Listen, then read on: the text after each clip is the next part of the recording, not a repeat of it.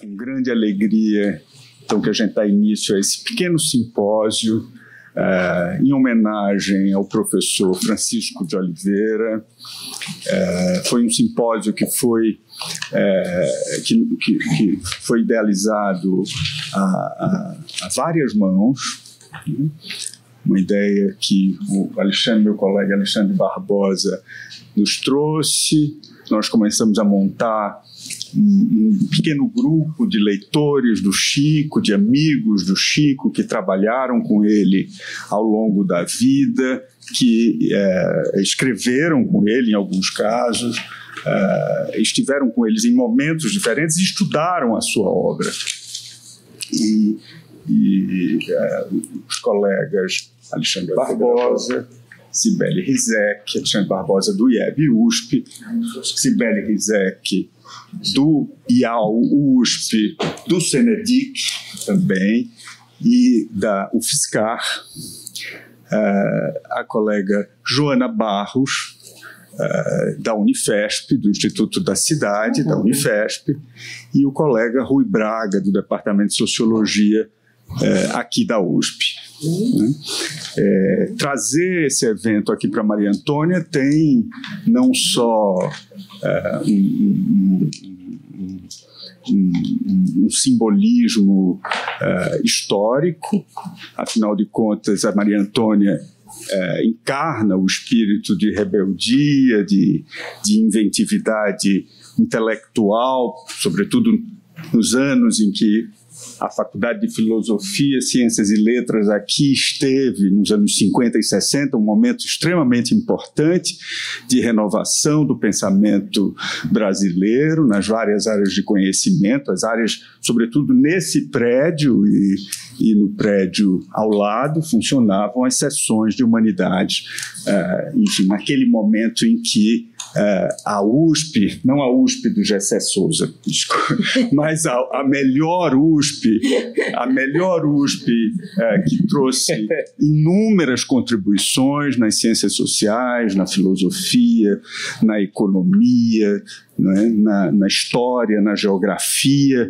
Aqui abriu campos de conhecimento e novas interpretações críticas do país em todas as esferas. Mas também pelo fato da Maria Antônia ser um lugar político muito importante, um marco da memória política brasileira, não só paulistana, mas brasileira, no que diz respeito à resistência ao autoritarismo, à ditadura. De fato, as lutas estudantis que ocorreram nesse prédio e na rua aqui à frente adquiriram um simbolismo importantíssimo nesse momento. Então, trazer esse evento aqui em homenagem ao Chico para Maria Antônia é uma grande honra para a gente. Eu acho que enriquece esse legado, esse patrimônio dessa instituição. O professor Francisco de Oliveira dispensa apresentações, é verdade. Aliás, nos dias de hoje, o acesso às biografias desses grandes intelectuais é muito mais fácil do que no passado. Mas eu vejo que há também aqui jovens estudantes que talvez não conheçam a obra ou a trajetória do Chico de Oliveira suficientemente. Então, apenas para dar alguns parâmetros, o Francisco de Oliveira nasceu no Recife no dia 7 de novembro de 1933. Né? Hoje, portanto, ele estaria fazendo... No dia da Revolução. No dia da Revolução Russa. Ele tinha um orgulho de ter nascido no dia da Revolução Russa. Bom, parabéns ao Chico. Salve o Chico. Ele estaria fazendo 90 anos. Eita! Enfim, ele se formou em Ciências Sociais no Recife, na Universidade do Recife, em 56. Já na juventude se ligou ao Partido Socialista Brasileiro e nessa condição teve uma atuação importantíssima nas políticas regionais no final dos anos 50, início dos anos 60, seja no Banco do Nordeste, à frente do Banco do Nordeste do Brasil, no Ceará, seja como assessor do Celso Furtado na criação da Sudene, a partir de 1959. Em 64, ele foi preso pela ditadura, logo após o golpe, a repressão em Pernambuco, nesse momento, foi violentíssima, vocês hão de imaginar, né? Falava-se da cubanização de Pernambuco. Pernambuco era um terror para os americanos, em particular, né? Que naquela época estavam muito presentes na cooperação internacional no Nordeste, aliás, acompanhando o que é que esses comunistas estavam fazendo no Nordeste, né? Os Franciscos, os Celsos, enfim, estavam ali fazendo e causando muita suspeição.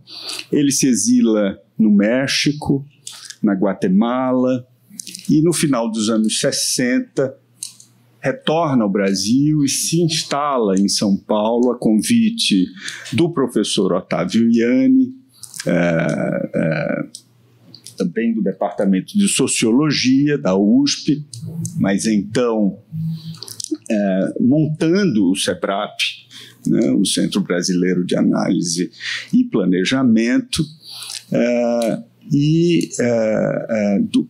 no qual ele esteve presente boa parte da sua vida, e no interior do qual algumas de suas obras mais importantes foram escritas, né, entre as quais a Crítica da Razão, a Economia Brasileira, a Crítica da Razão Dualista, em 72, ou esse livro que foi extremamente importante para o pensamento social brasileiro produzido no Nordeste, que foi o Elegia para uma Região, de 1977. Foi aqui em São Paulo, então, que ele, de fato, desenvolveu sua carreira. A partir do final dos anos 80, ingressou no Departamento de Sociologia, em 1988. Em 92, se tornou professor titular do Departamento de Sociologia. Em 93, saindo do SEBRAP, de certo modo, um pouco mais tarde, 95 talvez, ele cria o CENEDIC, o Centro de Estudos dos Direitos da Cidadania, que reuniu vários professores, não só do Departamento de Sociologia, como as professoras Vera da Silva Teles, Rui Braga, Rui ainda não, Leonardo, eu, Cibele, fundadora, enfim, um centro extremamente pulsante. Maria Célia, claro, a saudosa Maria Célia, um centro extremamente pulsante de discussão dos problemas contemporâneos dos direitos no Brasil. Então, essa primeira mesa que nós idealizamos, ela, de certo modo, percorre essa trajetória, irá percorrer essa trajetória intelectual do Chico de Oliveira, nesses três grandes momentos que eu mais ou menos me referi. Né? O primeiro momento, a sua interlocução com o Celso Furtado, uma interlocução que começa ainda na sua juventude no Recife, sobre a qual o professor Alexandre Barbosa, economista e professor de História Econômica no Instituto de Estudos Brasileiros, vai falar. Na sequência, nós avançaremos sobre o período do Chico no SEBRAP, né, no interior do SEBRAP, com o professor Carlos Eduardo Fernandes da Silveira, também economista e pesquisador do Instituto de Pesquisa Tecnológica do Estado de São Paulo. E, por fim, a querida Cibele Rizek, que é professora da USP em São Carlos, da Federal de São Carlos e membro fundadora do CENEDIC, colega e amiga pessoal do Chico há muitos anos. A Cibele falará especificamente desse período do CENEDIC, enfim, dessas interlocuções que ela foi construindo com o Chico a partir dos anos 90. Enfim, sem mais delongas, nós vamos então abrir essa primeira mesa. Teremos 20, 25 minutos para cada um, mais ou menos, para cada um dos palestrantes, e depois nós abriremos a palavra para o público, para a gente fazer uma discussão, enfim, ampliar essa discussão com vocês. Então, muito obrigado.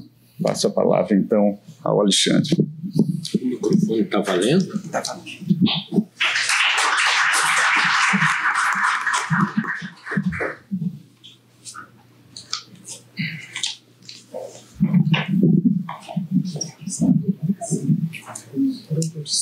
Boa tarde a todos e todas. Queria dizer que é uma imensa alegria estar aqui com meus companheiros e companheiras de mesa, com todos vocês, com todas vocês, nesse dia que nosso querido mestre, querido amigo, faria 90 anos. Queria dizer da alegria de ter participado nesse terceiro andar aqui da Maria Antônia, que já está famoso, né, velho? A gente vai lá, nos reunimos, um conjunto de amigos, Zé Lira, Cibele, Joana e vários dos integrantes das mesas. E o Zé tem uma capacidade que a gente senta ali na mesinha dele e já começa o evento a surgir e tal. E a gente falou, vamos fazer algo que seja a cara do Chico. Informal, com amigos e para pensar o Brasil de maneira crítica, né? Então eu acho que... e estou olhando aqui para a Cibele, né? O pessoal do público, que talvez todos nós temos algum tipo de relação muito forte com o Chico, tá? Não só relação intelectual. Então, provavelmente vai ser uma tarde movida pelos afetos. Tá? Então, todos aqui têm direito a se emocionar, né, velho? Eu tentarei me conter, mas, bom, aqui um pouco essa sequência, né, de interlocutores, Celso Furtado, Sebrap e CENEDIC. Obviamente que eu vou falar um pouco para frente, a Cibele vai falar do Celso Furtado, né, não é linear como não era o Chico, né, mas me coube falar um pouco da parceria, eu acho que é parceria que eles desenvolveram, né, Francisco e Dr. Celso, era assim que eles se chamaram. Quando a gente começa a trabalhar com acervo, tá, a Alice, a Ana Carolina e a Ana Clara, eu sempre menciono elas porque elas estão ali no acervo do Celso Furtado do IEB, descobrindo, escavando, né, e trazendo à luz esse material para que a gente possa pesquisar, inclusive correspondência com o nosso querido Chico de Oliveira.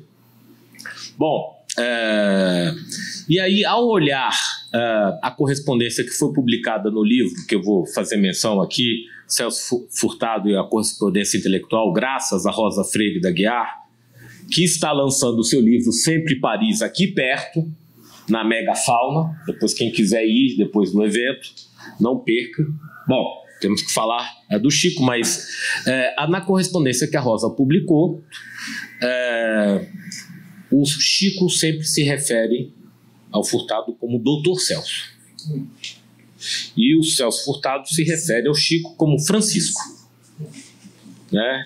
É muito interessante. Então, a minha exposição, vou tentar, você me limite aqui, porque senão eu me empolgo. Né? A ideia é falar sobre o Chico intelectual, sobre a parceria entre Francisco e Dr. Celso, e depois falar sobre o o Chico, nessa entrevista que está aqui nos 40 anos de SEBRAP, que eu tive a honra de fazer com o Chico, eu e o Abílio Guerra, professor aqui de arquitetura do Mackenzie, eu lancei esse apodo, esse epíteto. Chico, será que dá para te chamar como marxista furtadiano? Ele olhou assim, o que você acha? Ele olhou, eu gosto. Então, não é que ele tenha aceito, né? O que eu vou desenvolver é culpa e responsabilidade minha, mas não fui vetado pelo mestre, né? Desenvolver essa ideia. Porque o Chico, que intelectual era esse? Né?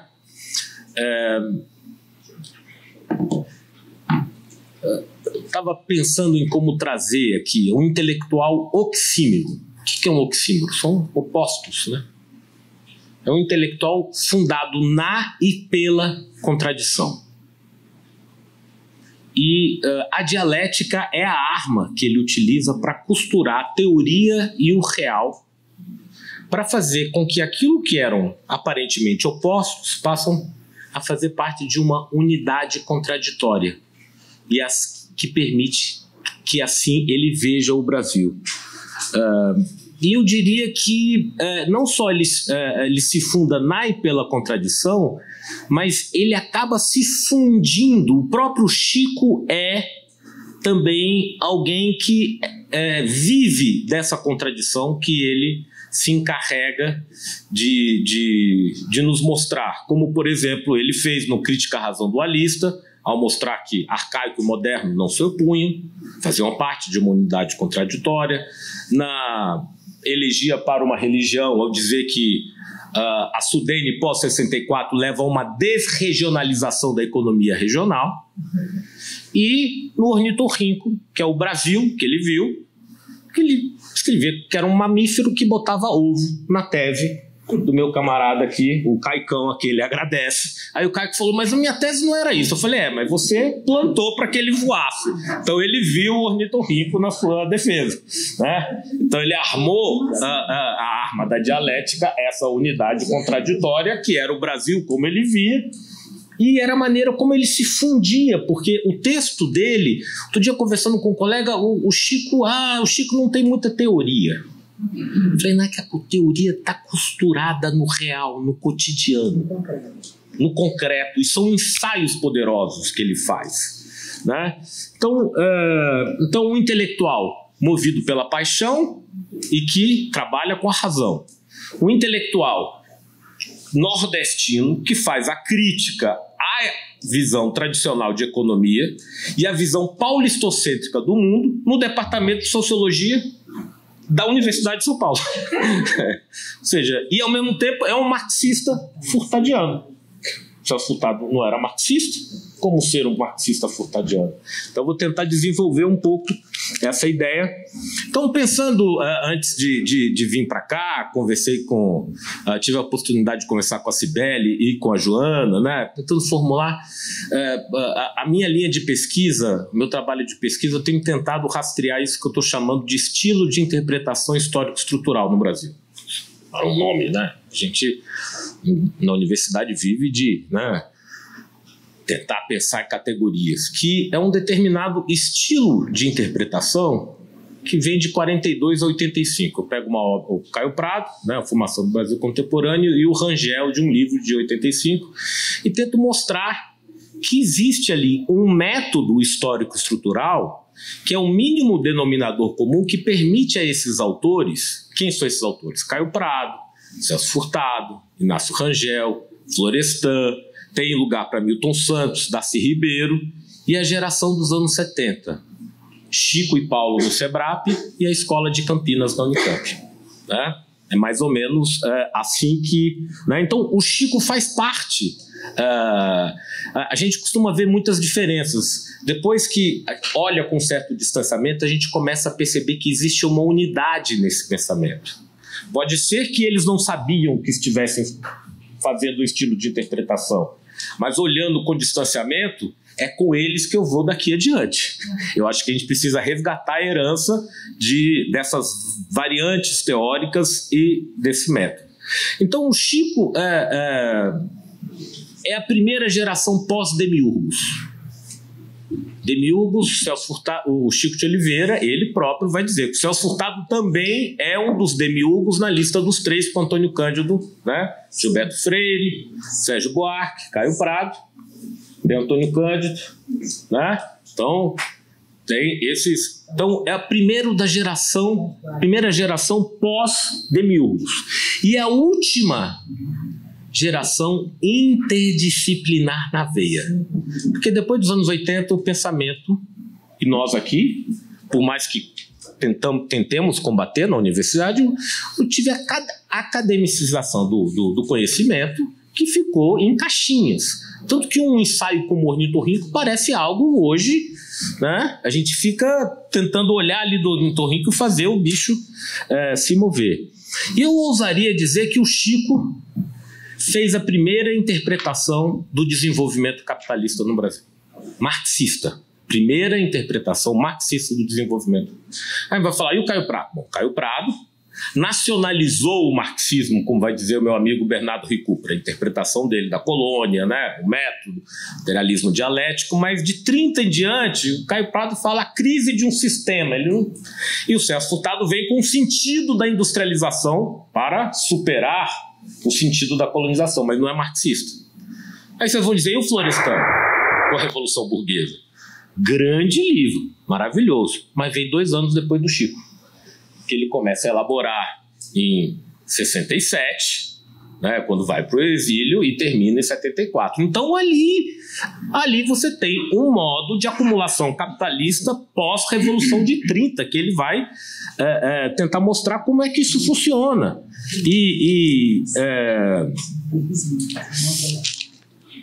Isso, na verdade, era mais adiante, que eu vou tentar, na última parte, falar do marxista furtadiano. Acabou aqui o script fugindo, eu me empolguei para já falar da crítica à razão dualista.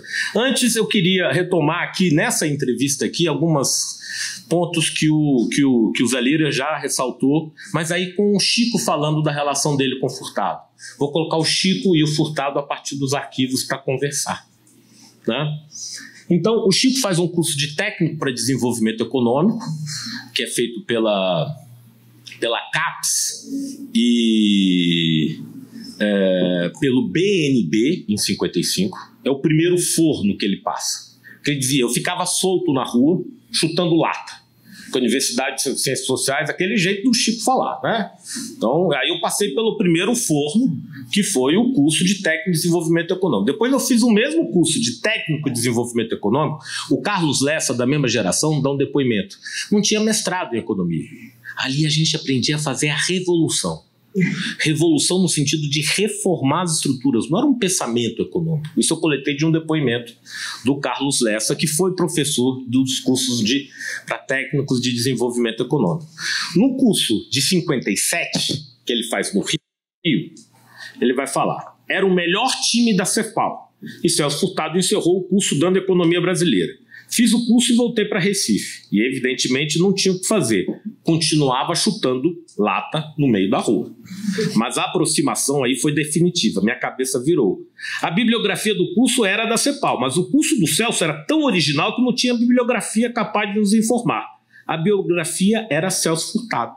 Era ele mesmo. Então, isso em 57. Em 59... alguém informa que o Celso Furtado está criando a Sudene, ele pega um ônibus, trabalhava em São Paulo, vai, e aqui está o processo de recrutamento do Chico para a Sudene, que ele conta nessa entrevista. Levei todas as minhas notas da CEPAL, tudo bonitinho. Eu tinha tirado 9 em teoria da programação, achava que era o máximo. Celso nem olhou, não adiantava puxar o saco do Celso. Ele não tinha saco. Era impuxável. Contei que tinha sido aluno da CEPAL. O senhor está interessado em quê? Ele perguntou. Estou interessado em trabalhar num projeto aí que disse que o senhor vai fazer. Ele disse, tudo bem. Pode viajar para o Recife? Onde seria a sede da Sudene, né? Posso. Então o senhor vai ali e fala com o senhor José Medeiros, que era o secretário dele, um paraibano de confiança. E foi assim, o diálogo foi seco, curto, ele não passava a mão na cabeça de ninguém. Nem perguntou como eu ia, como estava a minha família. Você quer ir trabalhar? Vai ser assim, assado e tal. Vá falar. Você quer ir trabalhar? Vai ser assim, assado e tal. Vá falar com o Zé Medeiros. Então, esse é o processo de recrutamento, quando o Celso e 20 malucos, como ele diz, o Chico, se meteram a reformar as estruturas do Nordeste. Numa entrevista, já falando em 2009, quando perguntamos para ele, é possível resumir, relembrando aquele momento, o que representou para o senhor a experiência da Sudene? É difícil para mim, é muito difícil. É uma espécie de passárgada. Eu volto lá e vejo a minha vida toda. É muito difícil até falar. Se emociona. Ele chora durante uns 5 minutos. Desculpem, mas eu sou muito fraco. Foi uma lição de república como eu nunca tinha visto. O Celso era o anti-buarquiano por excelência. Anticordial. Chegou uma vez de visita à Bahia, onde eu fui chefe do escritório durante 1 ano e meio. Essa história do hotel na Bahia, eu ouvi dele umas 5 vezes. E ele repete aqui, acho que essa foi a 5ª. Eu morava num hotel e ele me perguntou, o Chico era o representante da Sudene na Bahia, você teria algum problema em dormir comigo no mesmo quarto? O Celso Furtado fala. Eu disse, não, senhor. Então nós vamos dormir no mesmo quarto. Nem perguntou se eu roncava. Porque ele achava um escândalo gastar o dinheiro da República para passar uma noite no outro quarto. Eu aprendi ali o que era o serviço público, o que era a República. Não foi na teoria, não. Foi na vivência cotidiana. Né? Então eu diria que não foi apenas uma lição de República, mas também de método, de atitude como intelectual, de comprometimento com os de baixo, que ele teve. E nessa mesma entrevista é interessante, eu fico sempre imaginando, a gente não faz a história do contrafactual. Ele fala, o golpe de 64 me salvou de ser um burocrata de êxito. Imagina o Chico e várias pessoas como ele liderando uma burocracia, transformando as estruturas do Estado, as estruturas sociais, econômicas. É isso que estava em questão ali, antes do Brasil virar o ornitorrinco, 40 anos depois. Bom, aí vem o exílio. Essa carta aqui é uma carta que está no acervo Celso Furtado, que a Rosa publica. É uma carta, o Chico está na Guatemala, na CEPAL. O Celso Furtado o ajuda para ir trabalhar no escritório da CEPAL na América Central. Eu trataria agora de um caso delicado. Doutor Celso. Vem a carta.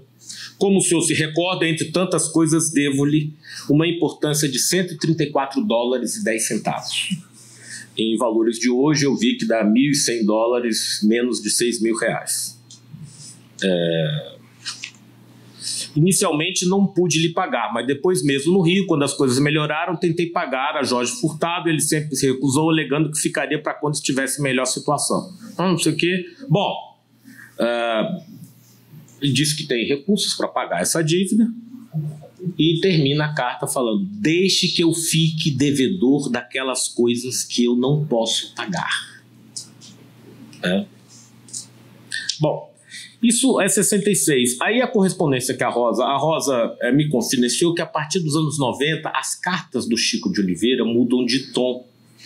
Ele procura uma aproximação ao Celso Furtado. Não que eles tenham se rompido. Não, um era um intelectual no exílio e o outro era um grupo de intelectuais que viviam no olho do furacão, enfrentando a ditadura e tentando lutar e formular novas interpretações pós-furtadianas. E aí, uma carta de janeiro de 2000, de Paris, prezado amigo. Acabo de ler o ensaio que você escreveu sobre o meu livro Formação Econômica do Brasil. Pareceu-me a mais completa análise desse livro que foi tão lido, mas pouco estudado. Quero agradecer-lhe o tempo que você dedicou ao estudo da minha obra e lhe dizer que continuo a considerá-lo o mais agudo na lista de minhas incursões no campo da teoria do subdesenvolvimento. Bom, isso já é forte, né? Em junho de 2003, ele manda uma carta, eu não sei, em junho de 2003, Sibeli, ele é professor do honoris causa, ele recebe emérito em 2003 lá na USP. E o Celso, em 2003, em junho de 2003, o Celso manda essa carta para o Chico. Prezado Francisco. Tá tudo nesse livro aqui, gente, que a Rosa organizou. Correspondência intelectual, Celso Furtado. Quero cumprimentá-lo por ocasião da bela homenagem que lhe prestam seus colegas de universidade. Todos reconhecemos em você qualidades que raramente se manifestam em uma mesma pessoa, como a extrema modéstia, uma excepcional coragem e imaginação fulgurante. Essa mistura fez de você alguém que por vezes inspirou temor, mas sempre admiração. Suas qualidades humanas não impedem que você seja alguém sereno, que não disputa espaço nessa selva que é o mundo universitário. Considero como um prêmio que me concedeu o destino de tê-lo conhecido. Celso Furtado. Então, E aí eu lembro uma vez, num almoço que a gente fez nessa entrevista aqui, que demorou 7 horas, nós tivemos que gravar outra, e até uma informação que ele falou, a Rebeca não queria que eu viesse. Eu vim aqui para narrar a história da minha derrota no SEBRAP. Porque o Chico foi escorraçado no SEBRAP. Ele e Paul Singer. Então ele fez questão de ir lá para narrar a derrota dele. E os organizadores mantêm aqui a íntegra,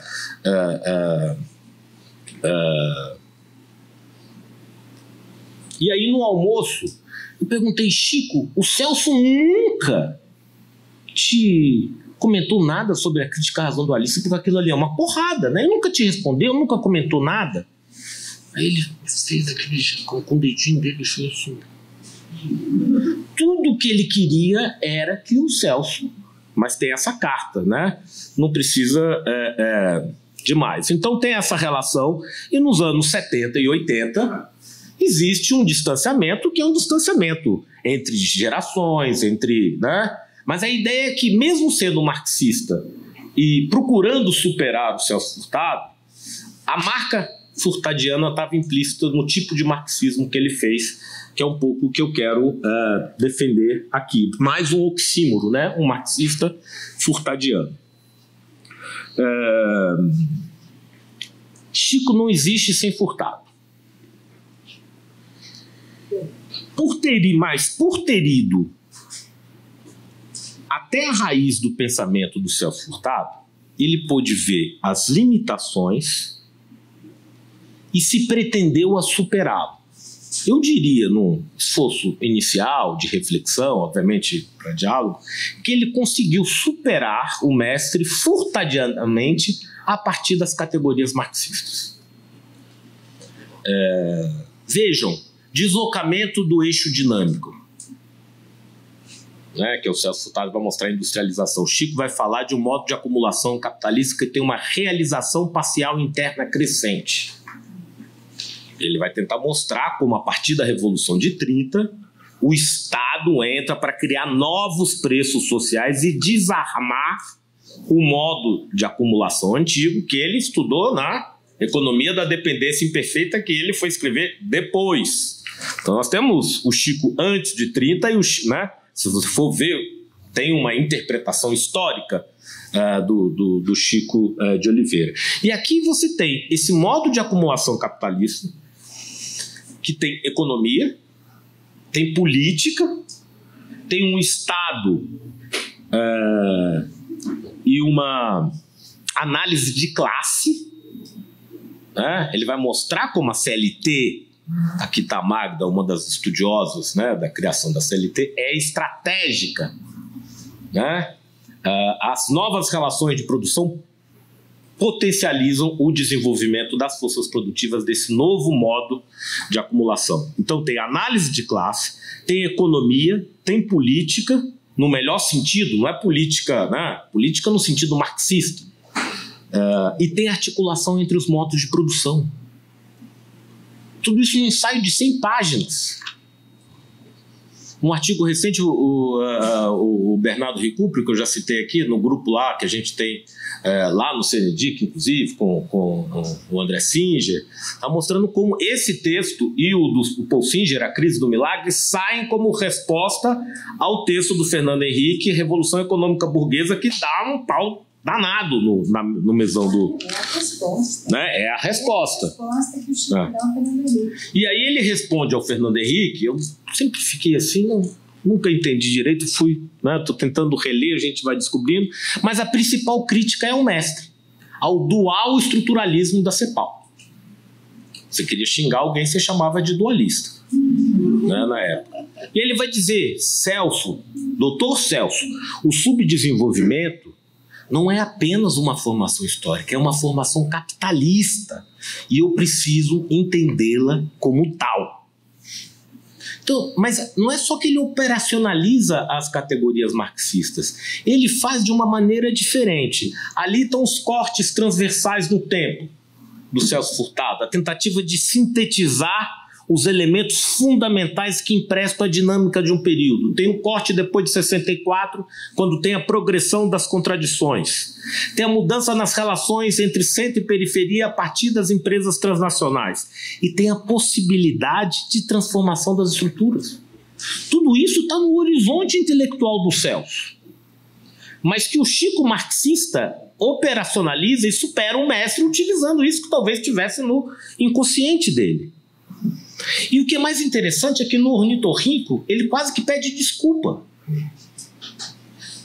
Porque aqui ele vai falar, olha, isso aqui é um suposto teoria científica que mais vale pelo seu sentido moral, tem a oposição moderna e tradicional, fica no beco sem saída rostoviana, do Alt Rostel, né, das etapas do crescimento. Ele está lá colocando, mas é o único interlocutor válido. Todos os outros economistas ficam papagaiando. Aliás, é o Chico que tem a frase toda, tá aqui, nosso querido José Márcio Rego, conhece, né, coordenador aqui do Conversas com Economistas Brasileiros, entrevistou todo mundo, conhece, todo mundo fala sobre o Celso Furtado, e o Chico vai falar na entrevista que deu no Conversas com Economistas Brasileiros. Toda a política econômica foi pensada a favor ou contra Celso Furtado no Brasil. Fundou. Né? Então ele tinha isso muito claro. E aí ele vai chegar e dizer, olha, a formação econômica do Brasil é uma abertura a partir da luta interna de classes. O 18 de Brumário brasileiro seria um 18 de Brumário brasileiro em que a industrialização aparece como projeto de dominação e de mudança da divisão internacional do trabalho. A política não é uma externalidade, mas sim estruturante. Então ele está dizendo que o Celso Furtado é outro do que o Celso Furtado que ele escreveu em 72. É claro, ele precisava se distanciar do mestre naquele momento, talvez até estigmatizar, e aqui ele percebe que essa junção de economia e política que ele desenvolve, não a maneira do Celso, mas a maneira dele, talvez já estivesse presente, né? Então aqui vai estar a oposição entre atraso e moderno como não oposição, são os dois lados da mesma unidade contraditória. A questão do setor de serviço, não tem terciário inchado, né? Na verdade você tem ali, aquilo ali são, o chamado setor informal, da maneira como ele vai descrever. Aqui, aquilo ali é um setor que permite a reprodução do capital. Afinal de contas, eu preciso de alguém para lavar o carro, eu preciso de alguém para reparar, e eu não tenho essas instituições do ponto de vista capitalista. Então, eu transfiro mais-valia em síntese desses pequenos proprietários, que são o subproletariado do Paul Singer, para o capital. E ele coloca uma longa nota de rodapé. Os marxistas ortodoxos vão ter engulhos ao ler isso aqui, transferir mais-valia em síntese desse setor informal para o moderno. E está ali, eu imagino a Bárbara do Diese, lá que coordena a pós-graduação lá no Diese, como é que deve sofrer para passar o Chico de Oliveira, porque é tudo ali elíptico, né? Ele não esclarece tudo, né? Ele dá alguns exemplos, mas sempre com... Bom, e aí ele detona o Celso Furtado, o Serra e a Conceição Tavares, falei, esse negócio de que você está criando uma classe média consumista para que o capital se reproduza, como se tivesse um conflito, né, que a gente vai chamar de reprodução intermediária. Não tem isso. Na verdade, os próprios requisitos do processo de acumulação de capital vão gerando empresas públicas, privadas, com níveis e hierárquicos, e essa classe média vai saindo dali. Não é que eu aumento o salário do diretor de recursos humanos e, inclusive, eu ia falar, a acumulação de capital, ela não tem preconceito de classe. O Lula está comprando o automóvel dele. Então, a classe trabalhadora. Então, ali, ou seja, nesses parágrafos que a gente vai lendo, é o capitalismo brasileiro que vai se formando. Meu tempo aqui já está chegando ao fim, mas eu queria falar um pouco sobre o Elegia, porque o Elegia causou um furor na Sudene. Hoje, há pouco tempo, entrevistando um dos... tem o Darlan Prachedes Barbosa, que fez uma tese maravilhosa sobre a Sudene na sociologia na USP, chama-se A Canonização de um Vivente, que era a relação que o Celso Furtado tinha com aqueles técnicos, né, que não eram só os 20 malucos. A Sudene foi ter 500 pessoas, montou as universidades, todo o capital humano, né? Aquele seu amigo, Zé Márcio, que fala que o Celso Furtado não gosta de educação, de capital humano, ele precisa ler a tese do Darlan, que mostra o que foi feito de educação básica, ensino médio, ensino superior no Sudeste. Samuel Pessoa. Não, isso você que disse. Eu não pronuncio esse nome. Eu não pronuncio esse nome. Tá? E aí você vê um livro.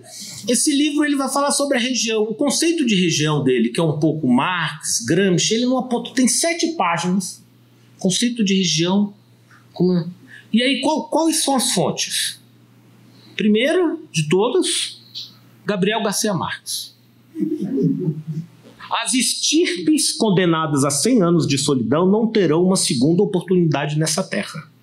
Porque ele vai dizer que a Sudene era inviável. Desde sempre e para sempre. Ele está fazendo a autocrítica. É até interessante que nos agradecimentos aparece sua companheira, a Orieta, aparece Miguel Arraes, Francisco Julião, Mário Magalhães da Silveira, grande médico sanitarista, e os operários e camponeses do Nordeste. Vai ter Marx, Gramsci, GTDN, uma síntese do conceito de região, que é uma coisa fantástica. E ele vai dizer, esse Estado aqui é antinação, é um Estado que está servindo à racionalidade do capitalismo monopolista. E vai tentar mostrar os conflitos regionais de classe. E vai dizer, na Noiva da Revolução, que é o livro dele, de ensaios, ele sempre faz, né? A Elegia, e depois vai ter a Noiva, que ele escreve depois como ornitorrinco, que faz o par com a crítica à razão dualista. A Noiva da Revolução é a revolução que não compareceu ao altar em Recife, né? Ficou devendo. Então é o livro dele sobre a Recife que ele viveu.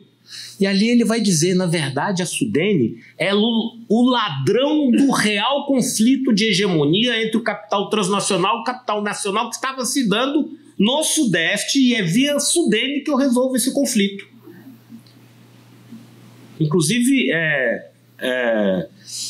fazendo algumas reconsiderações em relação àquilo que ele chamava de populismo, muito à la Verfort, do Crítica à Razão Dualista, e mais parecido com Ottaviani, nesse livro A Crítica à Razão Dualista. Então, essa é uma outra coisa que eu queria deixar marcado. E aí eu já estou terminando, Zé.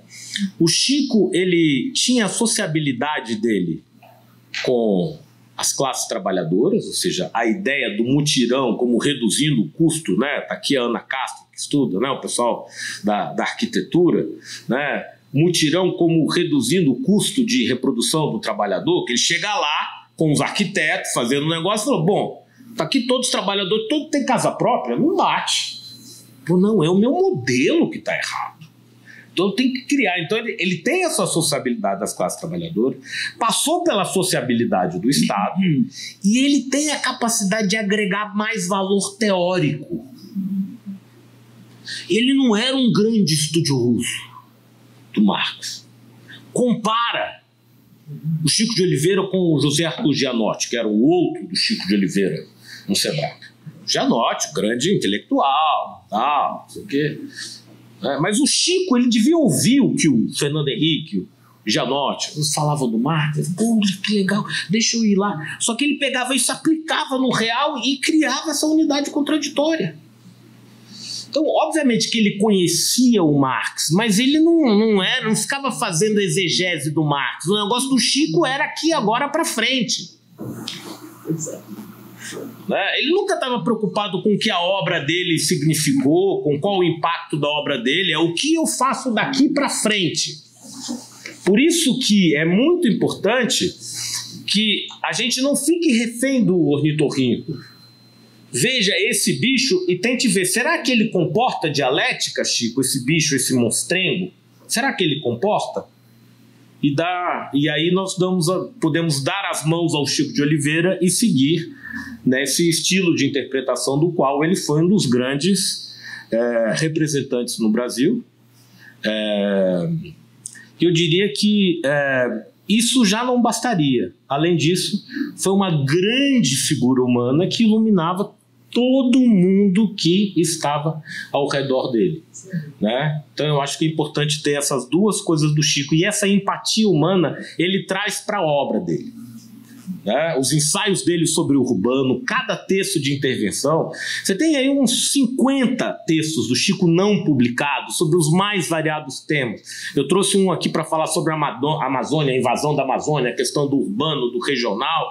É de uma capacidade, o jeitinho e o jeitão, que ele joga a classe no Homem Cordial, do Sérgio Buarque de Holanda, né? Então, eu chego na casa dele, agora eu estou contando o caso, eu estou lendo Os Alemães do Norbert Elias.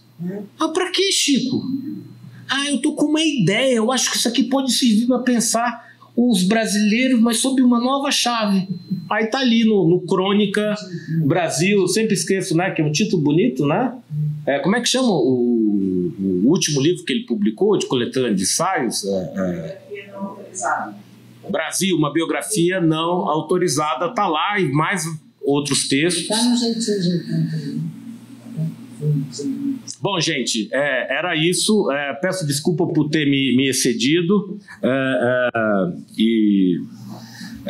É isso. Obrigado.